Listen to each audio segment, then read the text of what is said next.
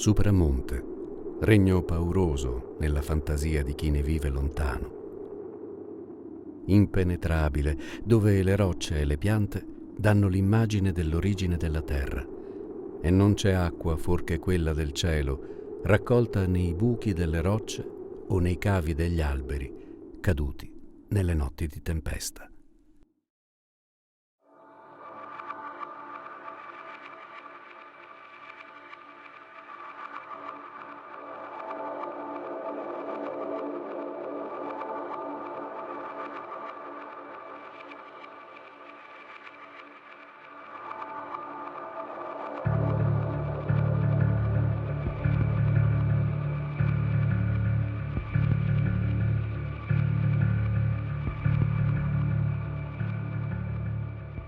Qui c'era il mare prima, questo è giurassico, sono dei calcari, dolomie dell'era giurassica, quindi depositati sul fondo di un mare. Tutte le fratture che vediamo qua in realtà fanno andare l'acqua dentro questa roccia che è come una spugna.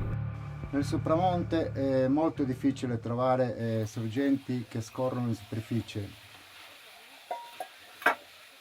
Una volta che sale su nel Supramonte trovi questa, è la vita.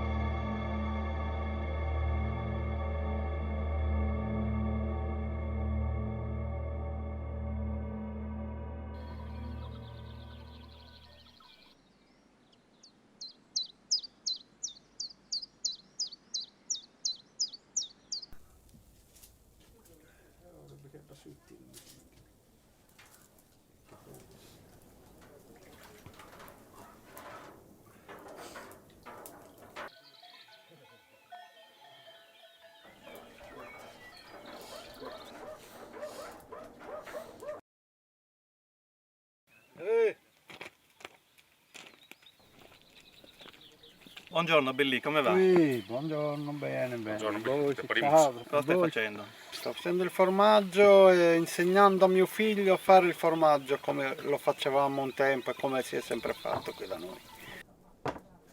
L'ospitalità di questi pastori, passato il primo loro moto di sospetto, è l'ospitalità degli uomini che nelle grandi solitudini scoprono ad ogni nuovo incontro l'esistenza dell'uomo. È un'ospitalità da tempi arcaici. Ciò che fonda questa ospitalità non è una convenzione, ma una solidarietà di interessi in un quadro naturale ostile. Nessuna vita umana sarebbe possibile in quella minacciosa solitudine se il pastore non offrisse agli altri le cure di cui ad un certo momento avrà bisogno egli stesso.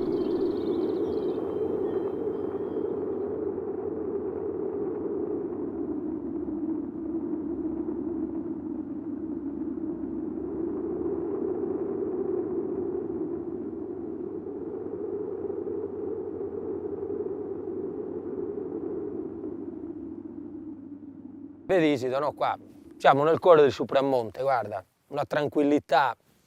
Non lo so se abbiamo un'altra realtà di questo genere, una montagna incontaminata. Qui come era nei secoli passati, è rimasto. Però, allo stesso tempo, per quanto può essere così affascinante, è anche una montagna pericolosa. Bisogna rispettarla.